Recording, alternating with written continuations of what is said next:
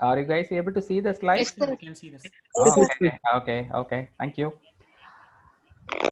So, little bit about me. I teach for the DNB students at St. Isabel's Hospital. It is a general surgery teaching hospital, and I have very fond respects to the entire KMC faculty who are right now. Professor Vijayalakshmi ma'am, Professor Saga Inbasekar sir, and the galaxy of Assistant Professor Sridevi ma'am, and the entire one. And I also thank the KMC alumni group for giving me the opportunity, and students for going to tolerate me for the coming 1 hour. So off we go. So should you feel like you should reach to me, you can reach me in one of these things. You want PowerPoint, you want anything of that in academic side on general surgery, just note this down, because I would appreciate you to concentrate on what I'm going to speak. Most of the things what I'm going to speak will be essentially what you have been already knowing or what you have already read. My job is here to only to align you and focus you again. So this presentation or this talk is going to cover about an overview of dermal and subdermal swellings, how to define a lesion, and what are the investigations in if it is needed, or what is the right treatment. And there are very few dermal and subdermal swellings which may warrant a little bit of surveillance and follow-up also. So the principal things what I'm going to cover up this evening will be a little bit about sebaceous, little bit about lipoma, dermoids, neurofibroma, and vascular lesion. Essentially, for us, when we are going to sit for the final MBBS examination, these things are going to be your short cases or spotters, depending on whether you're going to have an online exam. I hope all of you, this batch will have regular exams, hopefully once this pandemic comes to an end, or you should be prepared to face the exams online as well. So this will be a very, very common question whenever you have a skin lesion or a dermal lesion. What are the layers of the skin? This will be the common question. So it is epidermis, dermoepidermal junction. You have the papillary dermis, you have the reticular dermis and subcutaneous. So you remember ED-PRS. ED is epidermis, dermoepidermal junction, and then PRS, papillary dermis, reticular dermis, and then subcutaneous tissue. So these are the things you should have. And most of the swellings or troubles what we are going to face arises from one of the structures here. You can see sebaceous gland, you can see arteries, you can see veins, you have nerve fibers, you have shaft of hair are coming out, sweat gland outlet. See if you can understand these fundamentals, that making a diagnosis is not at all going to be difficult for you. So most of these cases, you will have a very short time. You may not require to prepare a case sheet, or if you are asked to write, you can write about little bit about how to tell or how to have a sequential presentation to your examiners. Sometimes when, of course, when we did our exams, the examiners just made the patient to sit before them, and then they were asked to tell the important finding, or sometimes they ask us to demonstrate one signs or symptoms. Very rarely you may be asked to go through the entire sequence of history also. So depending on your examiners, you mostly you'll be given 10 to 15 minutes time. You please wait for the Tamil Nadu MGR Doctor Medical University, how this pattern is going to change this year, because this batch may end up having a online exam rather than having a regular exam. So you should be prepared for that format. So at this point of time, you will be given 15 minutes time, so that, see, you should have the habit of examining and collecting the history in short case. In long case, you will have time to do the history part separately, examination part, and you will have writing time also. In short case, that is the only challenge.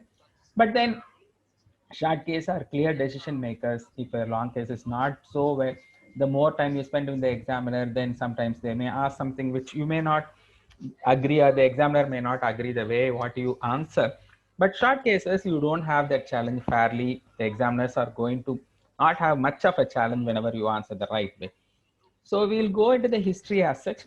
A very brief history should cover duration of the lesion, how did it start, and when it starts with some symptoms. The principal thing will be the pain, progression, and as much as possible, try to figure out the exact site either with the bony landmark or with the nub, which finger, where exactly in the neck. So all these things are important. Whenever you are talking about history of the pain, nature of the pain, where exactly is the pain over the lesion or around the lesion or next joint or wherever, depending on what it is. And then the time of onset. See, the swelling came first or the pain came first. And character of the pain also need to be worked on. Then as you go on, these things may or may not be relevant. You have to be judiciously finding time to ask these questions. You can ask for systemic symptoms, especially when there is associated inflammation, signs of malignancy, or then when there are signs of injury, this can be also be looked at. The most important things for the dermal and subdermal swellings, you have to look for and ask for presence of other lumps. You also look for the secondary changes. See, when you have a sebaceous, when you have a dermite, you may end up having a secondary changes.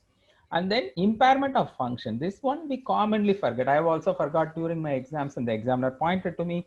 So you should be aware if there is a lesion, if there is a shoulder lesion, just ensure you tell about the movement. The joints below and above are working normally, or if you have pain to the patient, you tell the patient is restricted with pain. So these are the things you have in mind. And as you come down, you should also be see if there is a recurrent swelling. Recurrence can be at a new place, or recurrence can be from the residual tumor which is left behind, which is coming up. And then of course, little bit on the constitutional things like body weight, little bit about the personal history, depending on it. So with that and loud, now we move on to the characteristics of the lesion.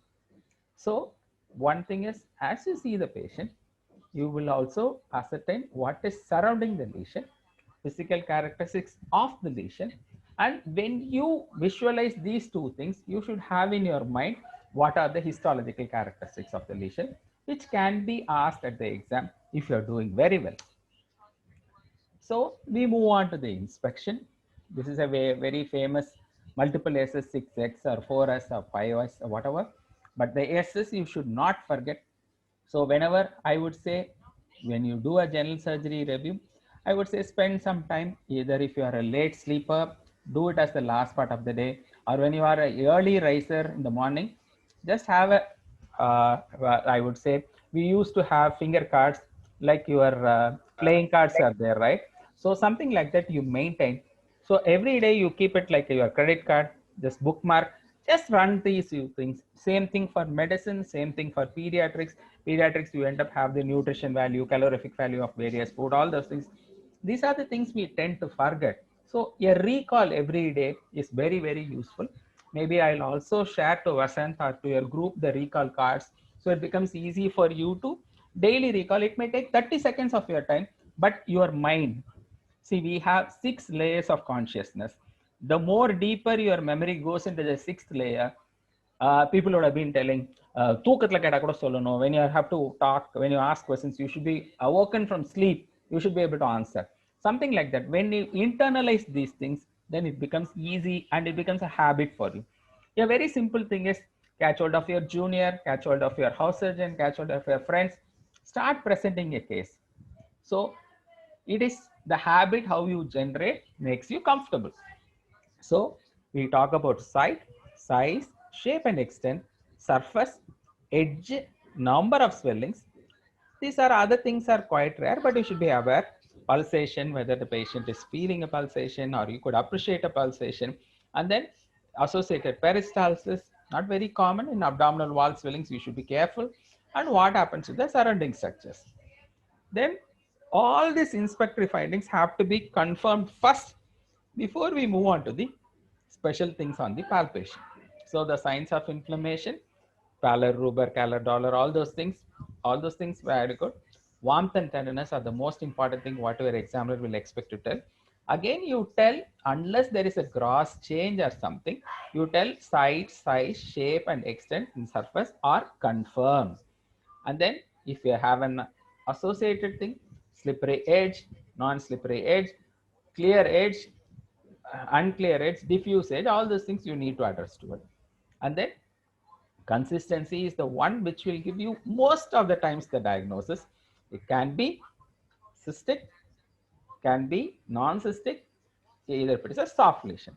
Then when you come to firm lesion, if it is firm, uniformly firm, or at some areas firm, or it is hard. Again, when you come to hard swelling, you mean to say whether it is hard all through, whether it is hard at selective place. A very simple example, see, your upper lip is soft, your nose is firm, your forehead is hard.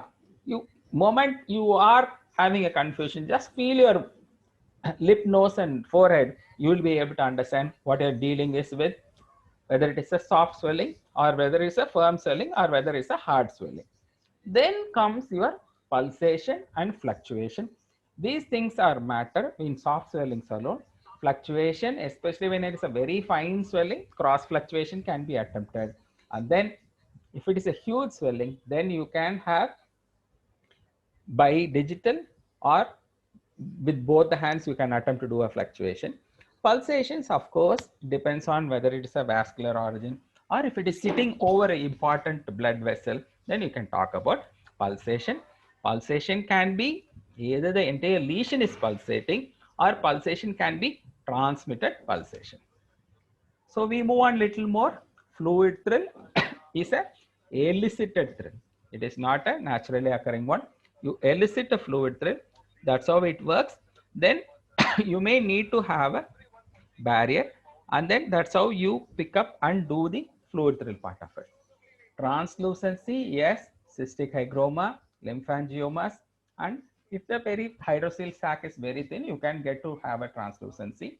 Do not forget, you carry a scrotoscope or a luminoscope or something like that for doing a translucency test. And in exam, you may not be given an opportunity to borrow from others. So please be aware of it. Give me a moment.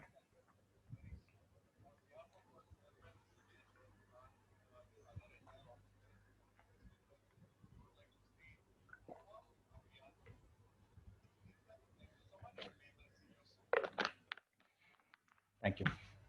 So as we go down, the translucency we have finished. Cough impulse. Again, a presence or absence of cough impulse means it is communicating to a hollow cavity. It can be to the chest or it can be to the cranium or it can be to the abdominal cavity. When you talk about cough impulse, it can be a mere presence of cough impulse. Most of the cough impulses are expansile cough impulse. And then when there is a cough impulse, you should talk about reducibility. When it is a soft swelling, not reducible, talk about the compressibility. So compressibility is continuous persistent pressure makes the swelling to disappear. This obviously means there is a vascular connection. Most of the time hemangiomas. And then fixity to overlying skin. If it is a dermal thing, it is part of the skin appendage, then it will be fixed. Whether the fixity is all through, whether it is fixed at a particular part should be helping you to make a decision. And then what are the special relations to the surrounding structures? Whether the skin surrounding structures are fine. So depending on all these things, we will go one by one to address to it. Pressure effect can be local or pressure effect can be pressing to the nerve which is supplying to the entire arm. So patient can have wasting of muscle. Pressure effect can be local if it is a dermoid cyst, if it is indenting into the scapula, if the bone is eroded, that is local effect. The pressure effect can be beyond. It can compress the blood vessel. The limb can be little cold and ischemic, or if it is on the nerves, it can be neuropathic and eventually having palsy or paresis. And then examination of the nearby joints will obviously mean one joint below and one joint above. If something is there in the forearm, you examine the wrist, you examine the elbow. That's how it works. Auscultation and percussion may or may not be significant, especially when you're dealing with the dermal and subdermal swelling. But of course, if you're going to deal with a very clear AV fistula or AV malformation, auscultation may help you to pick up a machinery type of murmur or a pistol shot murmur. Percussion, if it is you want to have a umbilical hernia or one of the hernias, then percussion comes of help to understand whether you are dealing with a hollow viscous or a omental tissue or something else. So now we have dealt with the entire gamut of what is there in the lesion. Now we move outside the lesion. So outside the lesion principally refer to the attributes and conditions of the patient beyond the main lesion. So what are the things you should know? The lesion can be inflamed. The lesion can be multiple. There can be associated neurovascular changes. This is a recollect of whatever I have said, but make a point. The local lesion, immediate surrounding city, do not miss out on multiplicity of the lesion, and then do not miss out on the distal neurovascular changes. These are the few things which we were also prone to miss when we were students like you. We'll go now one by one. What is a sebaceous cyst? The first thing an exam will ask, why do you say it's a sebaceous cyst? So you should have very clear answer. So there should not be any fumbling on these issues, right? When you're going to ask about what is the chromosome which is having mutation to have sebaceous cyst, then the examiner may not find fault. But when there is going to be a question on definition, you should be very, very clear in answering the question so that the examiner gets convinced, okay, this boy or girl has fine and she has understood the subject. So it means a blocked sweat gland usually has a punctum, and skin at the summit alone close to the punctum is not pinchable. Rest of the lesions are pinchable. There are exceptions where these things cannot be pinchable when there is inflammation, when there is long standingness, when they are close to the skin, when your skin and underlying muscles are very firm. These are the areas where you will not have pinchable skin. So what are the other names? You can, or other names are a close differential diagnosis. Because it is arising from the epidermis, it is called epidermoid cyst. When it is associated hair follicle, typical same presentation, looks like sebaceous cyst. The pathologist may write it is a pilar cyst or a tricholemmal cyst. And then really when it is happening in the sweat gland as such, they may say true sebaceous cyst, otherwise medically called as steatocytoma or steatocystoma. So the next question is, why do somebody get a sebaceous cyst? It is because of the blocked sweat glands. People may end up telling it is the swelling of the hair follicle, many things. And then one other question you should be aware is, what is the possible infection which is common in sebaceous cyst? The dermatobia hominis or Demolex follicularum. These are the two things which can be coexisting on this. And the next common question is, what are the syndromes associated with sebaceous cyst, which is commonly Gardner syndrome and Basel-Neves syndrome. Then the next important question people will be bugging you with this content of sebaceous cyst. What are the contents? There can be little fibrous elements, can be body fluids, tissue fluids, and most common or most important large content is the fatty keratinous substance. If we have seen a case being operated in your OT or one of your assistant professors or senior PGs are operating, moment they open the sebaceous cyst, you will have a cheesy food order. I would say once you see the inhale the smell and your mind gets conditioned to it, you will never be able to forget the smell. And next time when you see, you just get the smell, you will be able to get into the possibility of moment even without seeing the lesion, there is going to be someone which is going to tell what is the, you are going to operate with the sebaceous cyst. And then if it is infected, you may have serosanguinous and purulent material. Now we move to little bit different lesions. Where are the common locations of the sebaceous cyst? Scalp, ears, face, back, forearms, chest, and scrotum. They will ask where all sebaceous cysts cannot come. Then you should be aware to tell palm and soles, you do not get it. And then this is yet another reason where can you get multiple sebaceous cysts? Yes, you can get multiple sebaceous cysts. So most commonly seen in scrotum. Here again, you may not be able to get the skin pinchable if there is a question onto you asking where is the sebaceous cyst, where skin is not pinchable, where you do not have punctum. These are the exceptions where in scrotum you don't see to this formula, but mere presence and aggregated sebum inside every cyst, it is evident. So what is the other name for this thing? It is called Vens. Vens is the especially multiple sebaceous cysts in the scrotum is called Vens. So the next question comes to you, what are the complications of sebaceous cyst? The most important complication is infection, ulceration, sebaceous horn. That obviously means calcification of the content of the sebaceous cyst. And then as you go more and more neglecting with the sebaceous cyst, you can end up having Cox peculiar tumor. And then rare and rare, you can have calcification of the content. And very rarely, don't end up telling this as a first complication, becoming malignant. So what are the signs of infection in a sebaceous cyst? It turns painful, you don't get the skin pinchable, it becomes adherent to the local structures, then the becomes a pultaceous material, becomes a semi-liquid content. At times it can be ratty or mousy odor, or it can be like a foul smelling discharge can be there. And then these type of sebaceous cysts, when you get infected, you don't get a plane, you don't get to see a punctum, but then it also happen to be a sebaceous cyst. Depending on the location, it varies. Then little bit about Cox peculiar tumor. Very rarely you get this as a short note. So who identified this? This was done by Edward Koch, not because of a hen or chicken cock. This is identified by a chap called Edward Koch. He himself is a surgeon from the famous Guy's Hospital in London. And then it is typically told ulceration of the sebaceous cyst, or it resembles like an epithelioma. What is epithelioma? Squamous cell carcinoma. That's how it is. It is a mimicker, or it is a masquerader. Then what really happens in sebaceous horn? The content gets opened out close to the punctum or at the punctum, and it becomes very slowly coming out. It is neglection. If you could see, this chap had a sebaceous horn because the sebum is slowly coming up. The skin also gets cornified.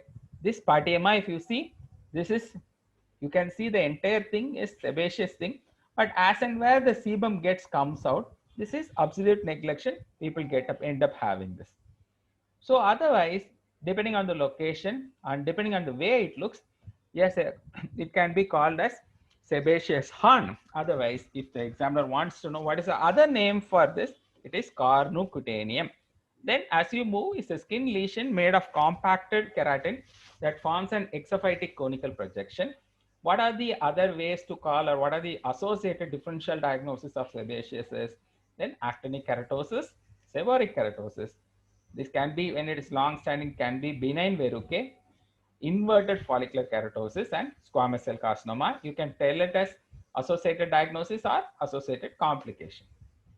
Then we move on to the next important diagnosis. Having dealt with sebaceous cyst, now we move on to the next common case, which can be kept for your OP discussion or a short case, is lipoma.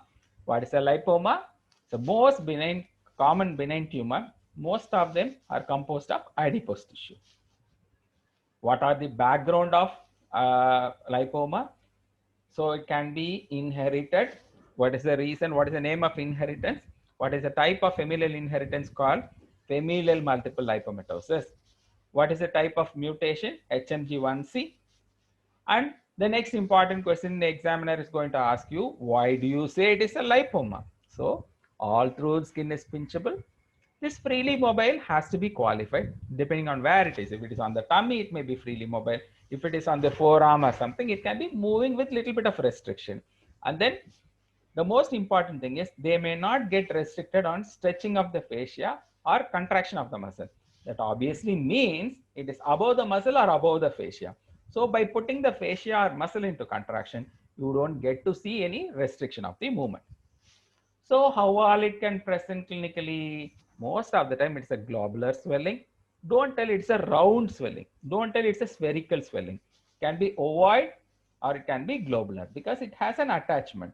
So then you get to see lobulated swelling. See, lobulated means there can be lobules which need not be a very clear cut. See, what is boscillation? Boscillation is multiple small firm swellings next to next. You have a clear boundary between one firm swelling to other firm swelling, it becomes boscillation. If it is lobulation, you imagine a cluster of grapes, close your eyes and touch the grapes, you have soft swellings one over the other, that is called lobulation. Very rarely lipoma becomes painful. Most of the lipomas are painless. It has slippery edges. See, When you walk in a rain, in a muddy road, what do? Even whatever good your shoes or whatever good your slippers, it slips. So when you touch at the edge of the swelling slips out of your feet. Then pseudo fluctuation. We'll deal one by one. So what is pseudo fluctuation? This is a very typical differentiating finding from other swellings. In lipoma, because of its soft consistency and fatty nature, it gives an impression of fluctuation. See, we discussed about fluctuation some time back. So it can be very small swelling, stabilized swelling in between two fingers, press in the center where your fingers go sideways. This is to elicit small swelling. If it is a big swelling, hold like this, press like this. If you press here, this side opens up. So that's how you feel fluctuation or cross fluctuation. But here, because of its soft consistency and the fatty nature, it gives the impression of fluctuation, but you may or may not appreciate a true fluctuation. In reality, this is not a true fluctuation, as there is no fluid, because fat is liquid when in warm condition. But here, lipoma is solid fat, so it's why called pseudo fluctuation. So where all you can have lipoma? Where are the locations? Subcutaneous, subfacial, subsynovial, submucosal, intraglandular, intermuscular, intramuscular, extradural. Just take a time to internalize. I am going to read it for you once more. Subcutaneous, subfacial, subsynovial, submucosal, intraglandular, intermuscular, intramuscular. Intermuscular is between two muscles. Intramuscular is inside one muscle group of fibers. Extradural is cranial. Then you have combinations. What are the combination? You can have associated nearby tissue, and there are combination with vascular elements. It becomes nevolipoma. When do you get a painful lipoma? It becomes, when a lipoma becomes painful, it can be called adiposis dolorosa or a painful lipomatosis. The named disease associated with this is Derkham's disease. Evaluation, they may not ask. Most of the time, you don't need any big evaluation. Mostly clinically, it is confirmatory. Ultrasound and MRI may be required when there is a doubtful, or when they are close to the joints, you may require ultrasound or MRI. What ultrasound you use? You use a high frequency probe.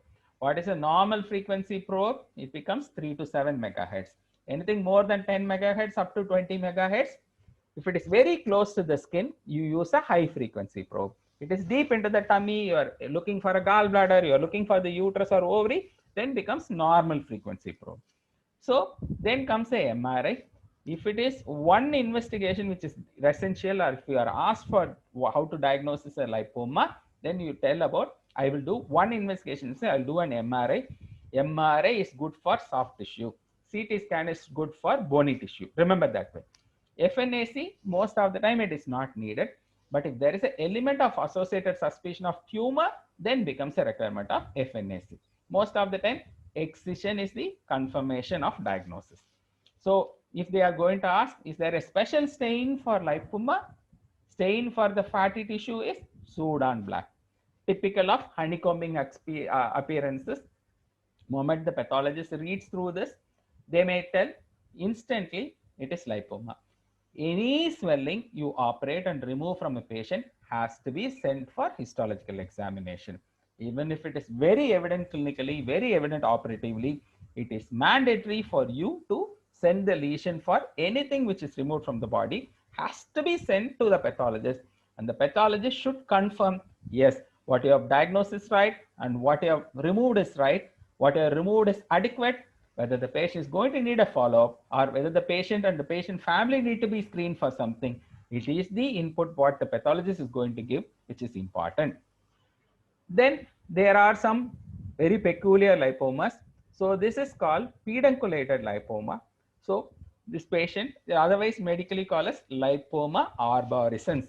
So these type of lipomas can also exist. Then the next important thing is, they may ask you where all you get intraglandular lipoma. So intraglandular lipomas are, you get to see in pancreas, you get to see in renal capsule, and you can get to see in breast tissue. Then Where can lipoma give erosion of the bone? Yes, you can have subepicranial lipomas. See, don't jump into telling all these things. These are all definitely when you're done well, they may ask you. Most of them, when there is a swelling and associated erosion of the bone, it can be a potential differential diagnosis of dermoid.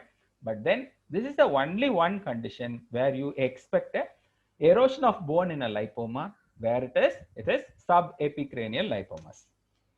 So the next important thing is, what are the complications of lipoma? Most of the time it's pressure effects.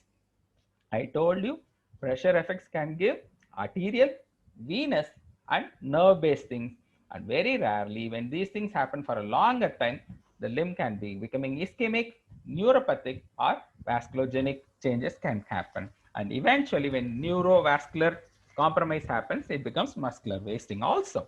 And then as we move on, what are the other complications of lipoma? They can have myxomatous degeneration, you can have saponification, dystrophic calcification can have. When the lipoma grows up fast and where they do not have a space, or when there is a trauma to the lipoma, you can have fat necrosis. And what is the type of malignancy you can expect when there is a long-standing lipoma or a very rapidly growing lipoma? Then you have to talk about sarcoliposarcoma. So this is a diffuse multifocal lipoma or lipomatosis. Again, lipoma can be, you can see it is in the chest wall, you can see in the occiput, can be in the lumbar region. These are the abdominal things where you should be careful. That is where you have to elicit for the cough impulse, because this could be, what is a potential differential diagnosis for this? This could be a lumbar hernia. Should be aware of it. Then what are the close associated condition? So lipomatosis, as we roughly saw, and otherwise when it is painful or inflamed, it becomes adiposis dolorosa. And sometimes you can have multiple symmetrical, one on the right side, one on the left side. Otherwise, you can have Madelung's disease also together. This is a very typical example of excised lipoma. If you could see, you excise with the capsule. You don't get to see any fatty tissue separately. It should be excised in one go. Why? Because a residual lipomatous tissue can recur again or can regrow. So essentially, you have to remove the lipoma with the capsule. So is there any way a patient tells, doctor, I want to remove this lipoma, but I don't want operation? What can be done? You can do a liposuction. And very rarely, if the examiner wants to know, can you give some injection to make the lipoma disappear?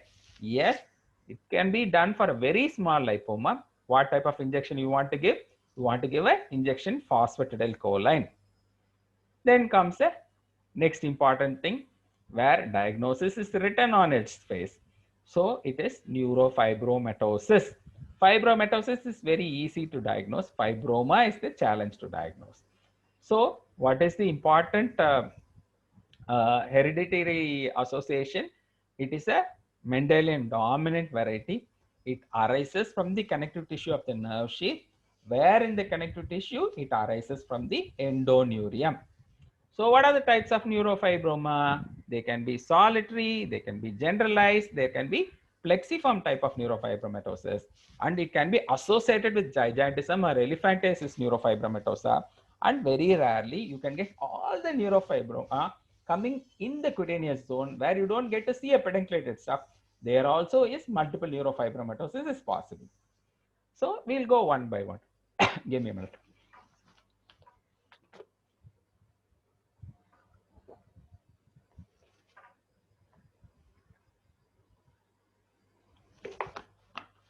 So a solitary neurofibroma can be a rounded swelling adjacent to a nerve, along the nerve, or replacing the nerve. These are the three things: adjacent, along, replacing.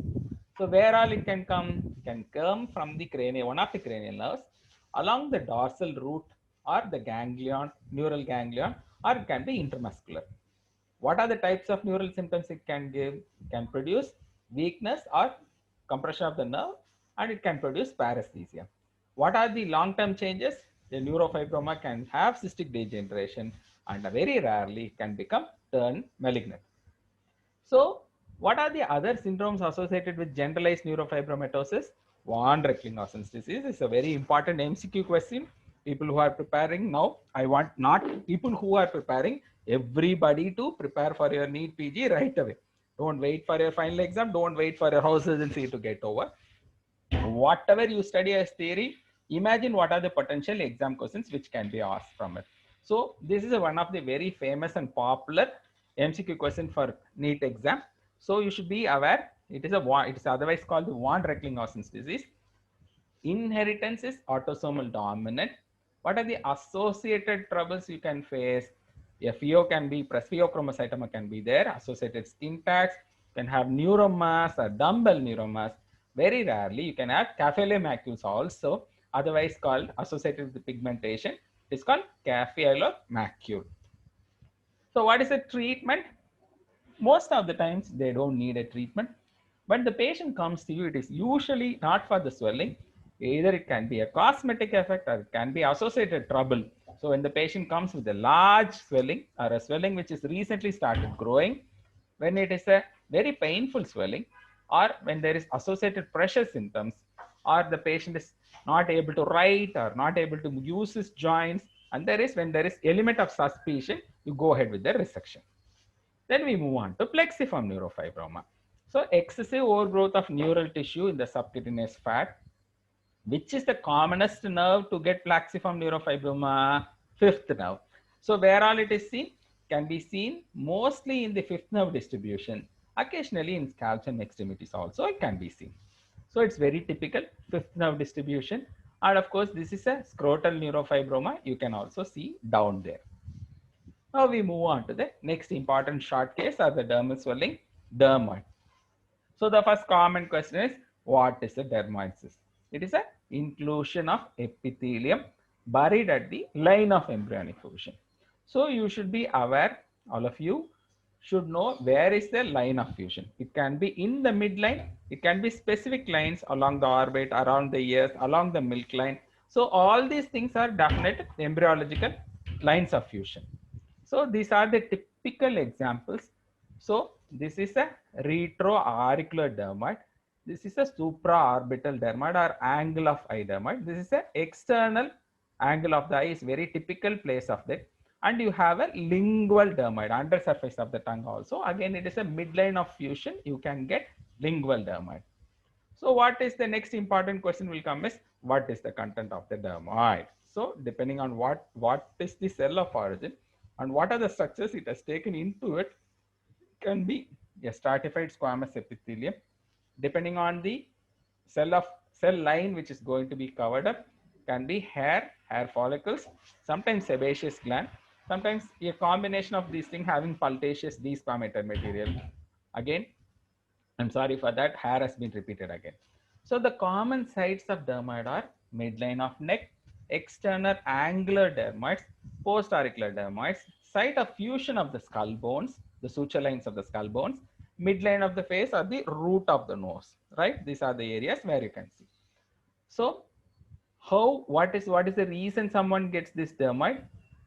All of us know it arises from the line of embryonic fusion.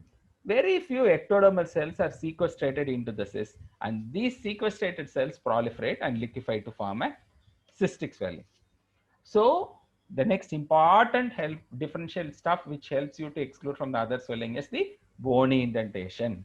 So these lie, the dermoids lie often close to the mesoderm, from which bones develop. So the next question examiner will ask, why do you get bone indentation?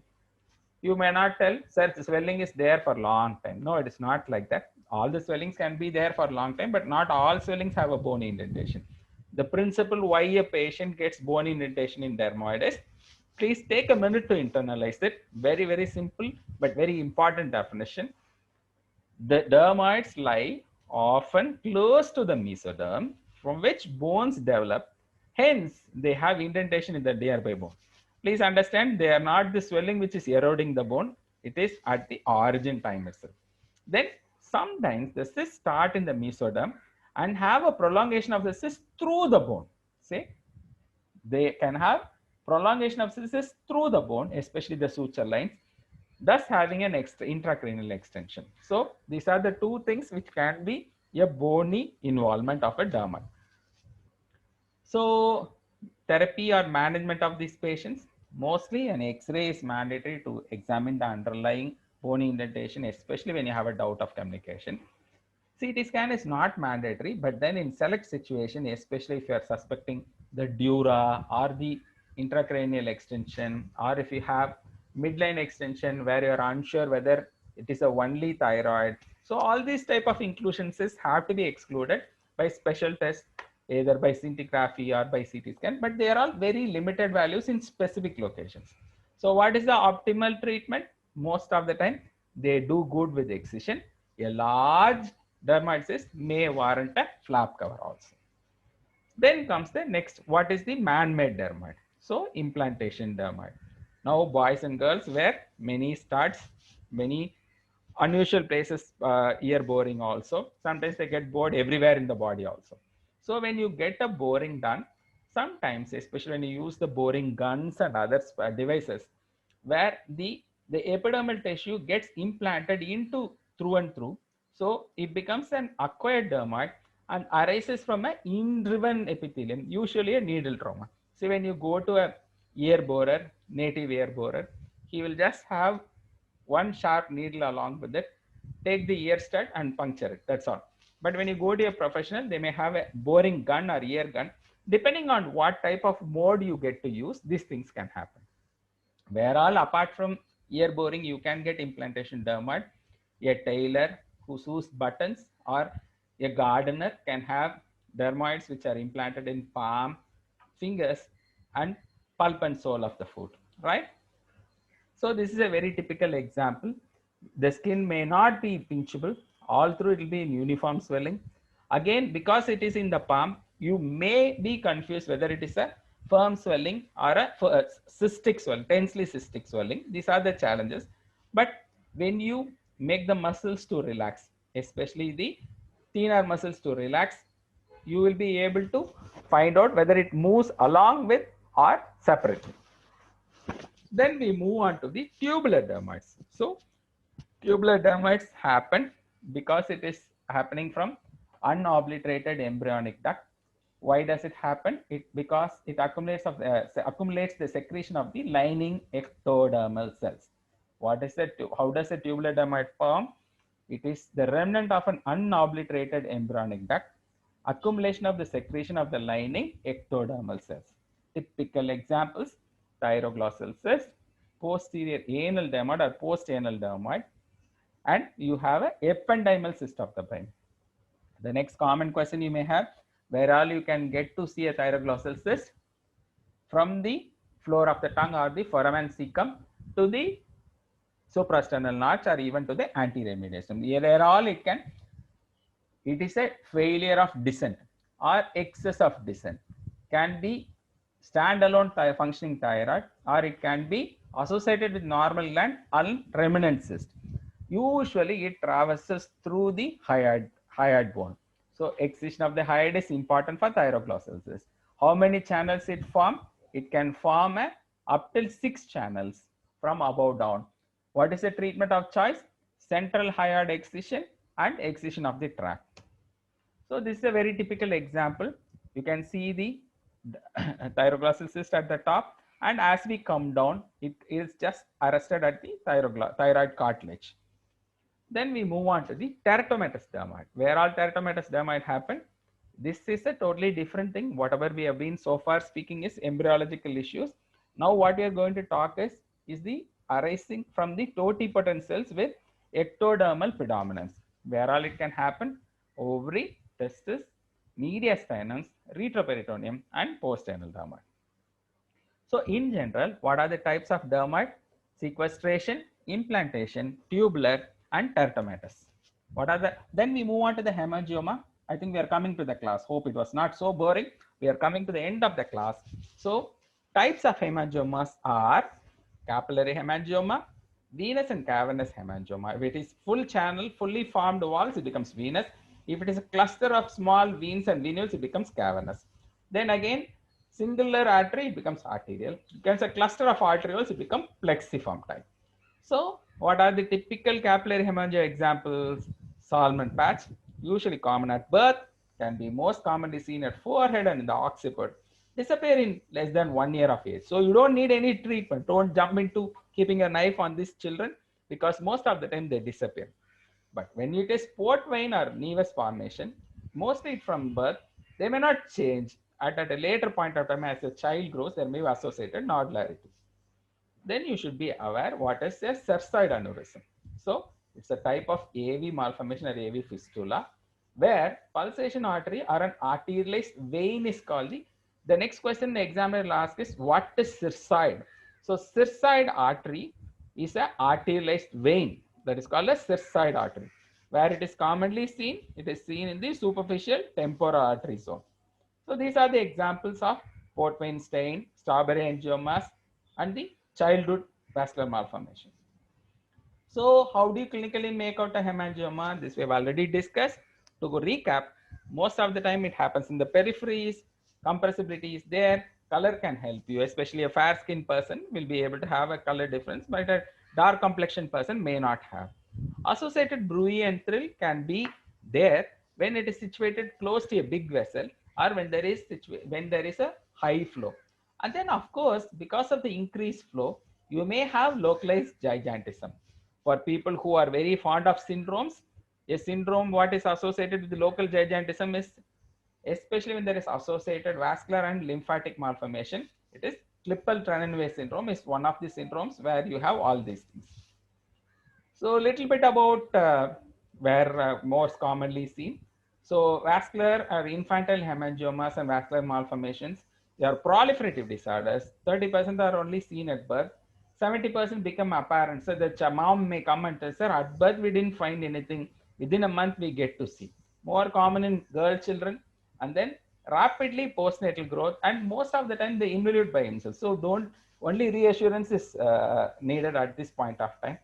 So what are the principles or what are the reasons for it? It is an endothelial cell proliferation. Of course, child may keep picking about it. So it is because there is associated increased mast cells. Then I've discussed most of the things, but you should be aware how does a vascular malformation happen. Can be congenital malformation of capillaries, veins, lymphatic vessels, or arteries.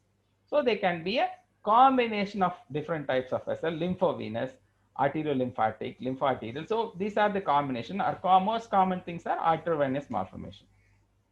So how do you stratify these malformation? They can be high flow or it can be low flow depending on the vessel type. So now we have to understand what are the lymphatic classification. So the lymphatic lesions may be further divided into macrocystic, microcystic. So depending on the amount of space, the size of the cystic space which is happening within the lesion can be macrocystic or microcystic lymphatic lesion. And in the case of lymphatic malformation, it always presents along with the, or there is an associated viral upper respiratory infection. Your adenoids, your tonsils are typical lymphoproliferation. Most of the time, once the viral respiratory infection clears, they disappear. These are a few things which you should be aware, not very common in our part of the world, but then you should be aware there is something which can exist like this. So the venous malformations are the most challenging one to handle. Arterial ones are relatively easy, and venous malformation, if you see, you can see it affects the entire facial-maxillary complex. Most of the time, you should know first what is the definition. It is composed of ectatic, poorly organized venous channels that may have normal endothelium, and it lacks the normal smooth muscle architecture. See, you have a vein, you have the supporting appendages. These are the architectural mismatch which is happening in these patients. And most of the time, venous malformation may not be warm, or they may or may not have local gigantism. You could see, but on a long-standing thing, it can definitely damage the entire structural aspects of the face and the mandible, where you can see the tooth and the entire zone becomes crowded and the entire zone becomes disfigured.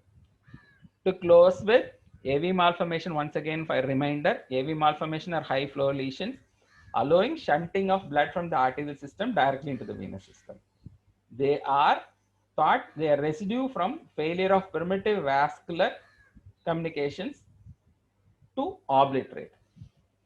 So what are the types of management of vascular malformation, hemangiomas? Most of the time they are conservative. You don't need any management.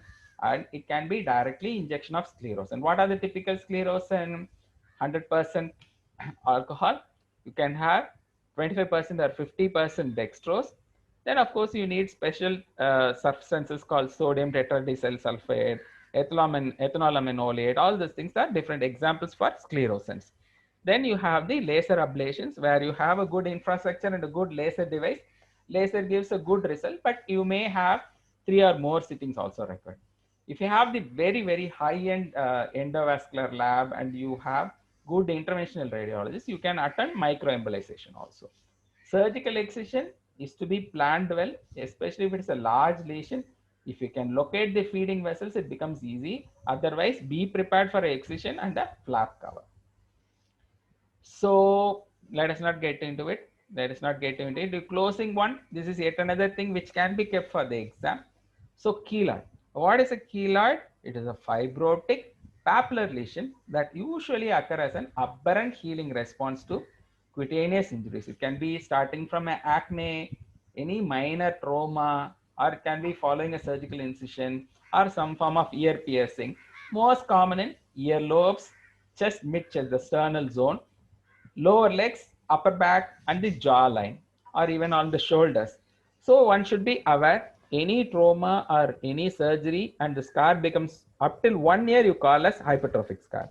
Above which if it is persistent, it becomes keloid. So unlike hypertrophic scar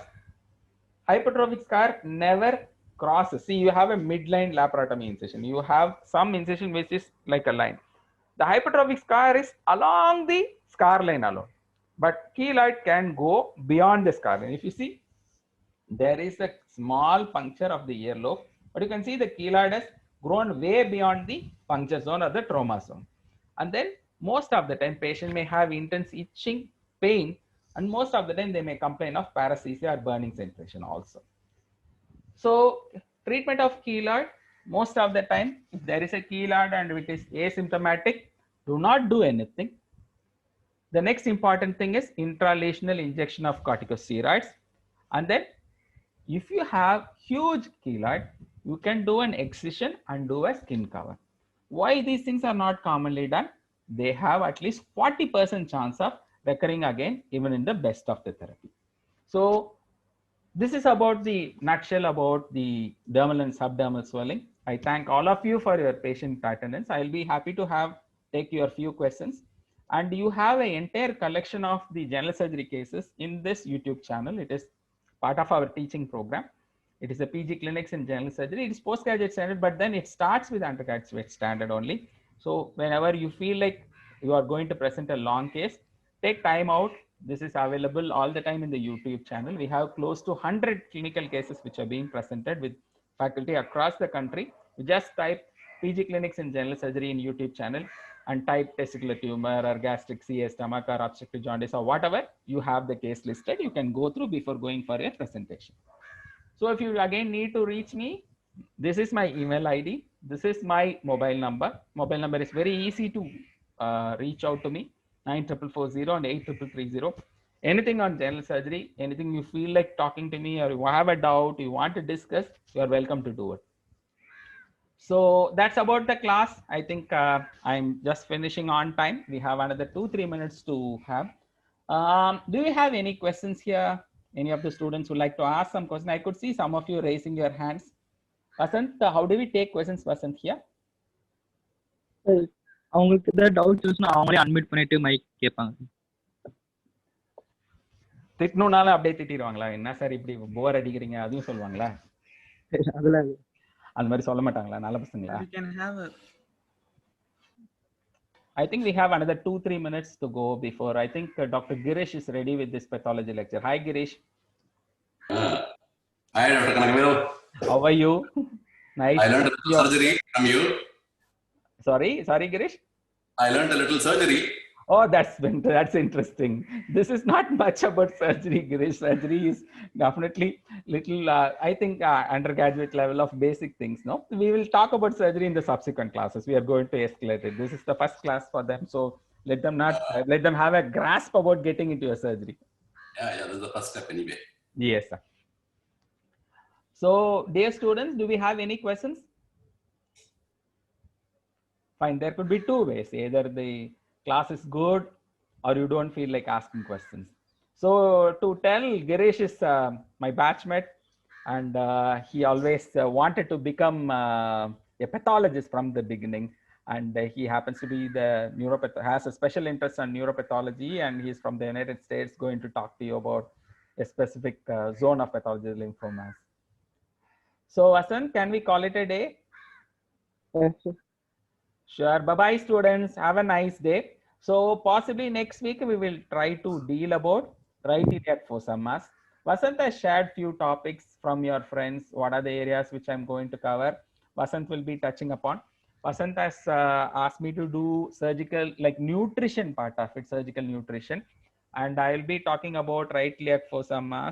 What else, Vasant, if you can recall? I just slipped out of my mind. The sutures are not dressing since you are right. So we are finished with the dermal and subdermal swellings. You want surgical nutrition. You want sutures and knots, how to do a good dressing, and management of ulcers. Right. Yes, These are the things I'm going to cover. And of course, examination of short cases. Maybe we can even have a clinical class. Maybe after some time, once you get some clinical cases, we can have a few of you to present the case and then come to a reasonable conclusion, so that we can help you out to face the exams also. So these are the things which I'm going to have in the coming weeks.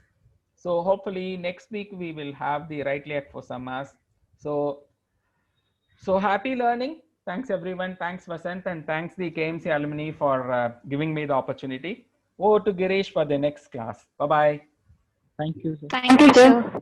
Thank you. Thank you so much, sir. Thank you. Bye-bye. Thank you, sir. So with your permission, I'm going to sign off from this. Bye-bye. Bye.